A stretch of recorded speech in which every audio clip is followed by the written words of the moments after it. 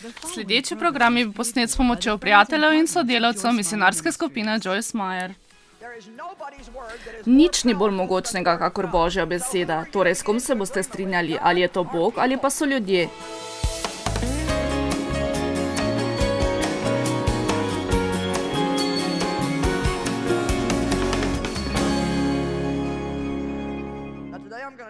Danes vam bom govorila, kako vaše besede vplivajo na vašo prihodnost. Prerok Izaija govori v 6. poglavju 1. vrstica. V letu, ko je umrl kralj Ozija, sem videl Gospoda, ki je sedel visoko na vzvišenem prestolu in njegova vlečka je napolnjevala svetišče. Govori o slavi Boga, ki je napolnjevala tempelj. Nad njim so stali serafi in vsak je imel po 6 peruti, z 2 si je zakrival obraz, z 2 si je zakrival noge in z 2 je letel. Drug drugemu so sklikali in govorili: Svet, svet, svet je Gospod nad vojskami, vsa zemlja je polna njegovega veličastva. In temelji zemlje so se zamajali ob njegovem glasu in ves prostor je napolnil dim. Tale dogodek zgleda zelo slovesno. Angeli so bili tam in slava je napolnila tempelj, kjer je bil dim, in angeli so peli: Sveti, sveti, sveti. Nato si rečem: Gorje mi, izgubljen sem, ker sem mož z nečistimi ustnicami, prebivam sredi ljudstva z nečistimi ustnicami in so moje oči videle kralja, Gospoda nad vojskami. Rada imam, ko Izaija reče to. Ko je Izaija bil v tej čudoviti Božji prisotnosti, je bila glavna obsodba zaradi tega, ker je bil nečistih ustnic. To pomeni, da je spregovoril veliko stvari, ki jih ne bi smel izreči. Verjamem, da bi morali čutiti več obsodbe na tem področju, glede na to, kaj vse počnemo, in edini način, kako je, da se zavemo in preštudiramo sami sebe na tem področju, da vidimo pomembnost besed. Vse, kar mi vidimo, je Bog ustvaril z besedami. Besede imajo ustvarjalno moč, vendar pa lahko nosijo tudi razdiralno moč. Tedaj je pritekel k meni eden izmed serafov in v svoji roki držal žerjavico, ki jo je bil s kleščami vzel iz oltarja. Dotaknil se mojih ustnic in rekel: Glej, tole se dotaknilo tvojih ustnic, tvoja krivda je zbrisana, tvoj greh je odpuščen. Ali je danes kdo tukaj, ki se veseli dejstva, da ko priznamo greh v svojem življenju, Bog pride in nas očisti in nam da popolnoma nov začetek?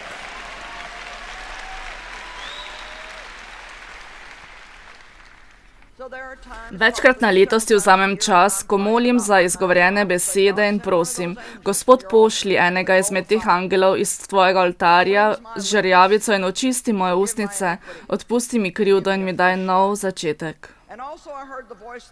Nato sem slišal glas Gospoda: Koga naj pošljem, kdo bo šel za nas? Rekel sem: Tukaj sem, pošlji mene. Spominjam se, ko sem še bila v svoji tradicionalni cerkvi, ki sem jo dolga leta obiskovala, smo imeli misijon neko nedeljo in to enkrat na leto. Tam so govorili o misionarjih in peli misijonske pesmi. Veliko pred tem, ko sem se zavedla, veliko pred tem, da sem vedela za Božji klic v svojem življenju. Se spominjam, da sem povzdignila svoje srce k Bogu na enem izmed takšnih srečanj in sem izgovorila: Tukaj sem, Gospod, pošlji mene, hotela sem ustvariti nekaj za Boga. Vendar je on zagotovo moral oblikovati moj jezik, preden sem za to bila sposobna. Tukaj sem, pošlji mene. V 9. vrstici pravi Izaija: Pojdi in reci temu ljudstvu. Kako moram iz tega razumeti, da je Izaija bil poklican kakor prerok in je govoril mnogim ljudem? Gospod je rekel, koga naj pošljem, in Izaija je bil pripravljen iti. Preden je prišel v Božjo bližino, je moral očistiti svoja usta in jih uporabiti v Božji službi. Hočem, da to vzamete resno, kajti mnogi izmed vas imajo Božji klic v svojem življenju. Mogoče imate dar javnega govora. Mogoče ste maziljeni, da ste priča v šoli, med sosedi. Vendar mi vsi imamo Božji klic v svojem življenju. Vsak kristjan je maziljen s Svetim Duhom in to pomeni, da ste izbrani za poseben namen. Vi niste sami svoji, kajti pripadate Bogu, odkupljeni ste bili. Amen. Bog vas potrebuje, vendar pa se morate osvoboditi zmešnjave v svojem življenju. V pismu Jakobu je zapisano, z istim jezikom slavimo Gospoda in preklinjamo ljudi. Želim si, da moje besede imajo moč, ko vam govorim. Moje besede morajo biti maziljene, če hočem, da boste tukaj sedeli in poslušali, ter še prišli nazaj na naslednje predavanje ali pa pred televizijo dan za dnem. Moje besede morajo biti maziljene in moje besede zagotovo ne bodo maziljene, če bom Božjo besedo razglašala samo v javnosti, medtem ko pa doma, za zaprtimi vrati, svoj jezik uporabljala za vse mogoče posvetne, ne Božje namene. Prosim vas, da to resno vzamete, kajti Bog vas potrebuje, želi vas uporabiti in želi povečati vaše maziljenje, moč Svetega Duha v vašem življenju. Vendar pa morate z njim sodelovati.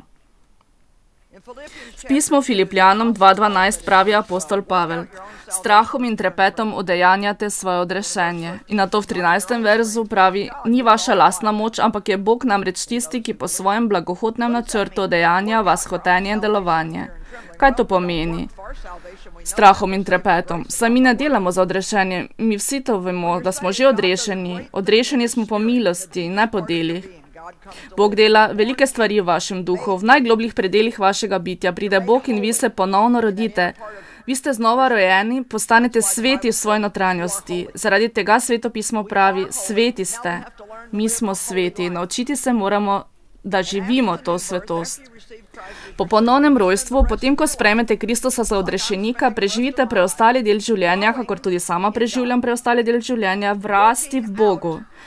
Ko si prizadevam v strahu in trepetu za odrešenje. Lahko tudi rečemo, da živimo iz notranjosti, da lahko drugi vidijo to na zunaj. Ljudje ne morejo videti mojega duha, vendar pa lahko slišijo, kar pravim. Ljudje lahko vidijo, kako ravnam, kakšen je moj jezik telesa, kako reagiram, kakšen je ton mojega glasu. Oni lahko čutijo, ali jih hočem spodbuditi, ali jih potolči.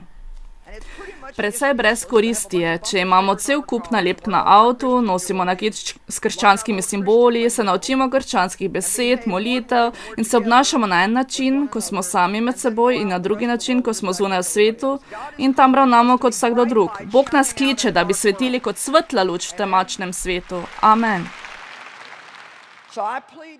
Zato vas naprošam, da se še bolj poglobite v to tematiko, ko pridete domov.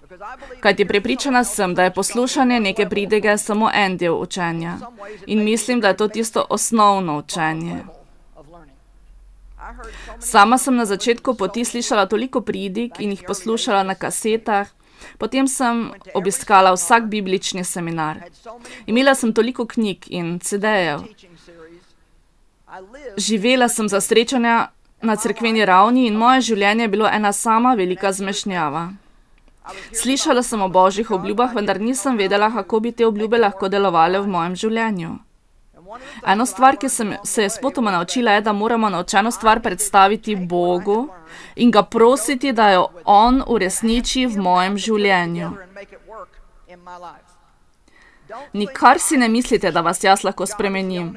Edino Bog vas lahko spremeni. Jaz vas samo poučujem, kar je prav, in verjamem, da je dar poučevanja zelo pomemben. Če slišite besede, ki so posvečene, lahko zagotovo spremenijo vaše življenje. Ponavadi te besede storijo, da obnovijo vaš in vi pristopite k Bogu in ga prosite, da On razodene to učenje v vašem življenju. Pomembno je, ko vam nekaj postane razodeto. Zadnjič sem vas učila o nevarnosti pritoževanja. In nekateri so to razumeli, zopet drugi pa so bili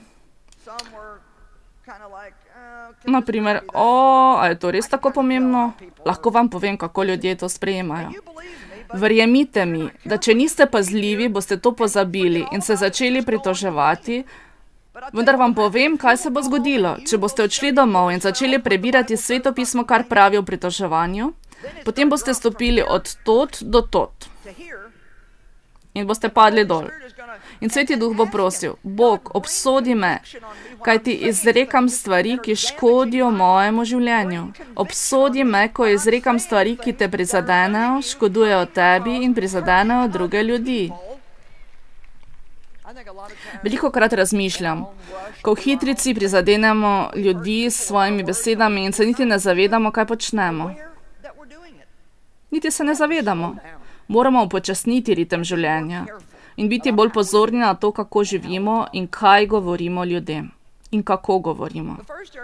Danes vam hočem govoriti o stvarih, ki prizadenejo vašo bodočnost, kajti vaše besede zadevajo vašo bodočnost. Če hočete, lahko celo napoveste svojo prihodnost. Koliko izmed vas ima kakšno stvar, ki bi želeli, da se v prihodnosti uresniči? Ali v prihodnosti hočete več rasti, povišanja? Koliko izmed vas si želi več naklonjenosti? Dobro, Bog želi velike stvari za vas.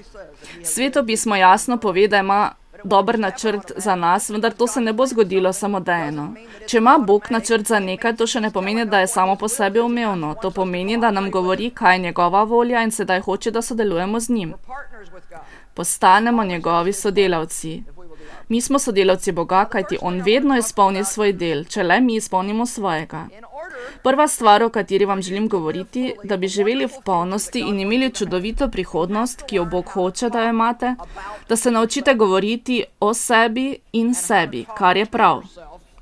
Kar vi rečete sebi, o samih sebi in drugih ljudeh, je verjetno najbolj pomembna stvar v vašem življenju. Veste zakaj? Nikoli ne boste prišli onkraj vašega mnenja o samem sebi.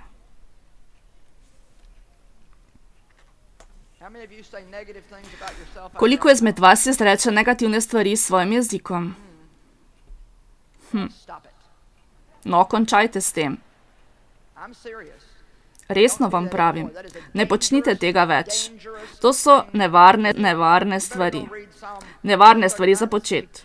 Bolje, da se vrnete k psalmu 139, da vidite, kaj Bog misli o vas. On vas je s svojimi rokami oblikoval v materinem telesu. Čudovita so tvoja dela, o Gospod, tega se zaveda moja duša. Če boste morali kaj reči, potem recite, Bog me je čudovito ustvaril, čudovite stvari mi je podaril. Seveda vam sedaj ni treba iti naokrog in govoriti te stvari drugim ljudem, vendar nekaj vam povem. Lahko pa jih na glas izrečete v vašem domu, sami sebi, v avtomobilu in če tega ne boste začeli, boste storili veliko napako. Tako in tako govorite sami sebi. Lahko bi si govorili nekaj takšnega, kar je vredno slišati. No, naj vas nekaj vprašam. Kaj mislite, da bi bilo bolje? Da si vsako jutro vzamem nekaj časa, si morda napišem na list papirja, kar sama imenujem spovedni list, tako da ne pozabim in se večkrat na dan vrnem k njemu. Bog me ljubi, vsak dan rastem, maziljen sem. Blagoslovljen sem, povsod, kamor grem, imam podporo. Prinašam dobre sadove, nekaj dobrega se mi bo danes zgodilo in nekaj dobrega se bo danes po meni zgodilo. Bog me podpira v življenju. V meni je Božja pravičnost po Jezusu Kristusu. Bog ni jezen name. Bog je zadovoljen z mano. On nima rad vsega, kar počnem, vendar on ve, da rastem in sem na poti. Za druge ljudi sem blagoslov. Izpolnjene so vse moje potrebe. Ko takole govorite sami sebi, ko rečete nekaj takšnega, besede plavajo prav tu okrog in te besede padejo neposredno v vašega duha. Morate se naučiti, kako govoriti sami sebi. Če se naučite govoriti pravilno sami sebi, ne bo nobene škode, če vam kdo drug govori grdo ali karkoli govori o vas, ne bo vas prizadelo. Amen.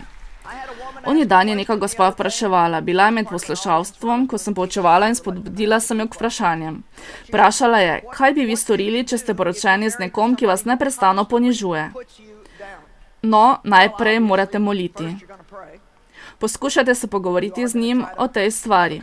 Če pogovor ne prinese sadov, potem lahko zanikate vse, kar vam reče, tako da greste v drugo sobo in izrečete nekaj popolnoma nasprotnega. Polna sem modrosti, Božji otrok sem, on me ljubi, modra sem, mnoge stvari naredim prav, nadarjena sem z mnogimi talenti in Bog me ljubi. Vi lahko razvežete učinek govora, ki ste ga poslušali v otroštvu in je bil škodljiv za vas in si rečete to, kar Bog hoče, da izrečete. Moj oče mi je leta in leta govoril, da ne bom nič dosegla v življenju. Ti ne boš nič dosegla, kajti ti si popolnoma prazna, bla bla, nič ne bo iz tebe. Veste kaj? To, kar mi je pravil, me je prizadelo, dokler se nisem naučila govoriti, kar Bog hoče, da si povem. Ni tako mogočne besede, kakor je Božja beseda. Nobena beseda ni tako mogočna, kakor Božja beseda. Torej, s kom se boste strinjali, z Bogom ali z ljudmi?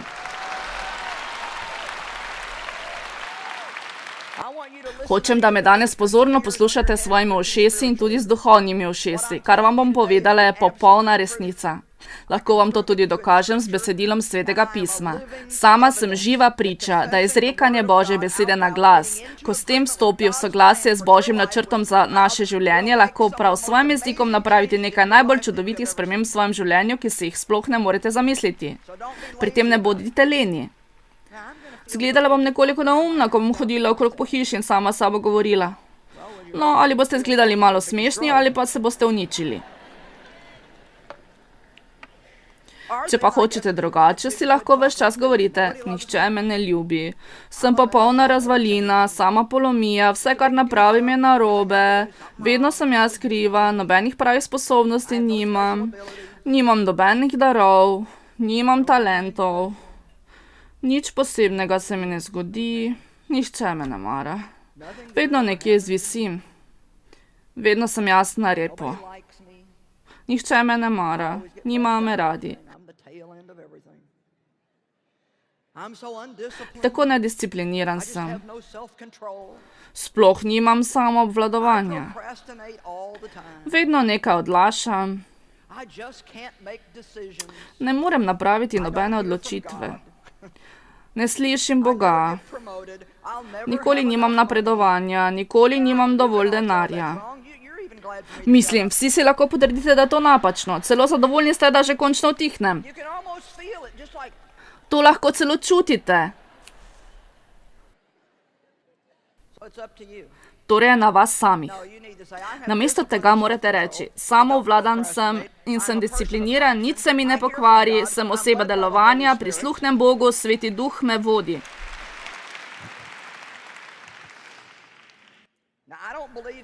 Seveda ne verjamem, da boste vi kar dobili vse, kar boste izrekli, tako ne govorim, da bi neko stvar samo imenovali in s tem takoj dobili, kakor bi si kdo upal razlagati.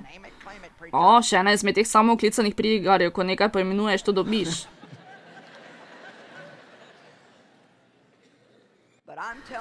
Vendar vam povem, da lahko imate vse, kar Bog potrdi, da imate. Ne to, kar vi rečete, da bi imeli, ampak kar Bog hoče, da imate. Če niste v skladnosti z Bogom, potem ne pričakujte, da boste imeli to, kar Bog hoče, da imate. Če sta vidva tukaj na zemlji v soglasju glede česa, potem bi se to moralo uresničiti. Samo bodite v soglasju z Bogom. Poglejte, kaj se bo zgodilo v vašem življenju. Jaz sem začela pri Lukovem evangeliju, ko opisuje, kako sta Zaharija in njegova žena Elizabeta molila za potomstvo, pa čeprav sta bila oba dva stara in v letih. In prišel je angel in je rekel, prav zgodilo se bo tako, imela boš otroka in bo velik človek. Elizabeta je postala noseča in nosila je Janeza Krstnika, ki je bil Jezusov predhodnik. Tako jima je prerokoval angel. Velik človek bo pred Gospodom in mu bo pripravil pot in tako naprej. In Zaharija odvrne, dobro, kako bom vedel, da je to resnica? Jaz sem starec in moja žena je že v letih. In angel mu je odgovoril, ker nisi verjel. Zaradi tega bo Gospod nadnaravno zaprl tvoje usta in ne boš mogel govoriti, dokler se otrok ne rodi. To je takšna lekcija, kajti Zaharija bi lahko vse pokvaril, ves načrt, s svojim dvomom in nevero. Tako je Bog moral nadnaravno poseči vmes, da mu je zaprl usta. Verjetno bi lahko mi vsi rekli, Gospod, rad bi, da mi nadnaravno zapreš usta. Dobro, verjetno vam ne bi bilo všeč. On ni mogel reči celi 9 mesecev nič. Raje se naučite izgovarjati, kaj prav in ohranite svoj govor. Tu je neka izkušnja. Koliko izmed vas vidi, da je to neka lekcija? Dvom, nevira in negativnost nas ne pripeljeta k Bogu. V prvem pismu Korinčanom 3:1 Pavel govori vernikom v Korintu o nečem, kar sama mislim, da je zelo zanimivo. In med drugim, ti ljudje so bili navdihnjeni s Svetim Duhom. Delovali so v daru Svetega Duha in so še vedno bili nezreli. Tako delovanje v duhu še ne pomeni duhovne zrelosti. Mislila sem to opustiti, če se vi sami imate za izbrane.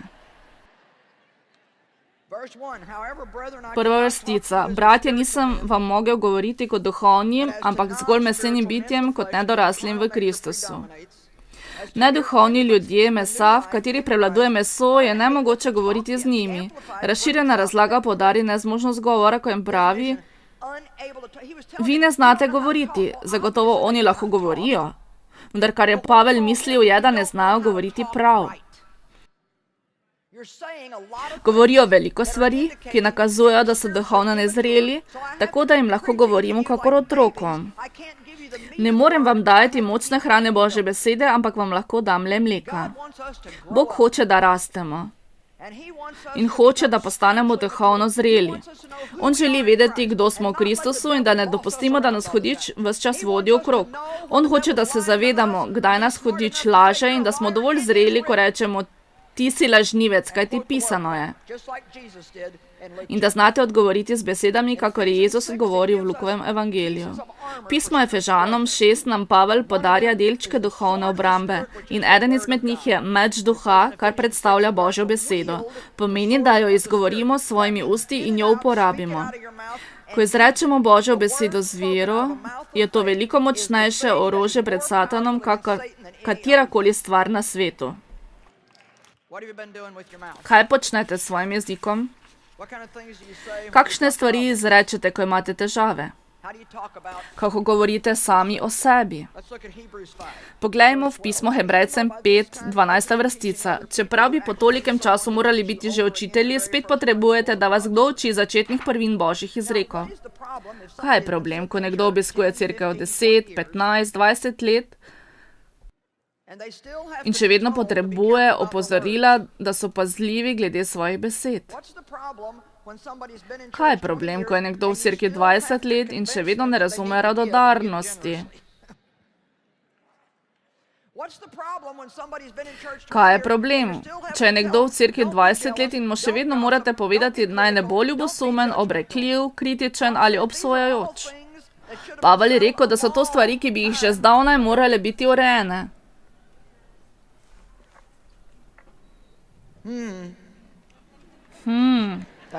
Hvala lepa. Prav tam je majhno sporočilo, ki vse razjasni. Vsake toliko časa ga lahko slišim. To je tako kot, Kajti vi še potrebujete mleko, medtem ko vam jaz hočem dati močne hrane.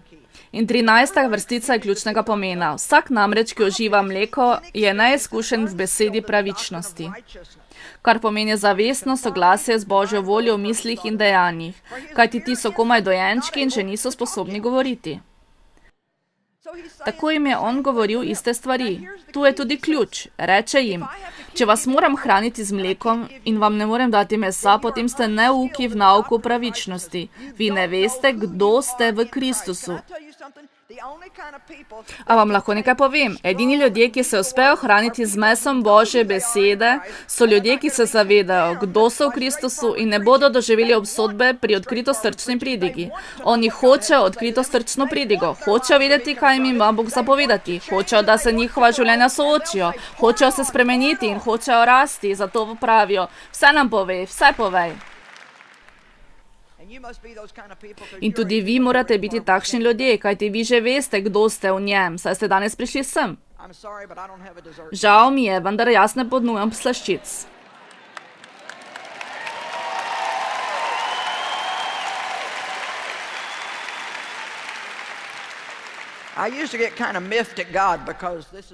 Ponavadi sem bila z Bogom slabe volje, kajti tako so iz mene hrumele besede. Mislila sem, zakaj ne morem priti v mesto in sem pridigati ter roditi naprej. Ne, jaz moram prej vse pokarati. Vendar veste kaj, mislim, da izrazim več ljubezni do ljudi, ko jih pripravim do tega, da se razjezijo pri svoji duhovni rasti, kakor da bi samo, veste kaj, jaz vam ne pravim kaj drugega kot to, kar je Bog naročil meni. Hočem biti odkrito srčna. Povej mi, nočem iti v cerkev, da mi nekdo vsak teden trepljal po ramenih in mi govoril, da sem čudovita. Res je, da tudi to potrebujem spodbude in Gospod bo vedno poskrbel, da to dobimo, vendar hočem pridigati nekaj, kar me bo obsodilo. Hočem slišati nekaj, kar me bo poneslo na drug, višji nivo. Ko darujem misionarski skupini Joyce Meyer, čutim, da sem blagoslov za druge, ker ko ti daruješ njim, se oni razdajo za druge. Nekdo mora plačati, da se oddaje posname in predvajajo, da se lahko natisnejo knjige, ki jih beremo in se toliko iz njih naučimo.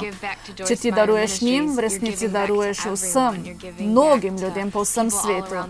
Biti partner misionarske skupine Joyce Meyer je zame priložnost povrniti za dobroto. Ti si tu. Predvajana oddaja je bila plačana s strani prijateljev in sodelavcev misionarske skupine Joyce Meyer.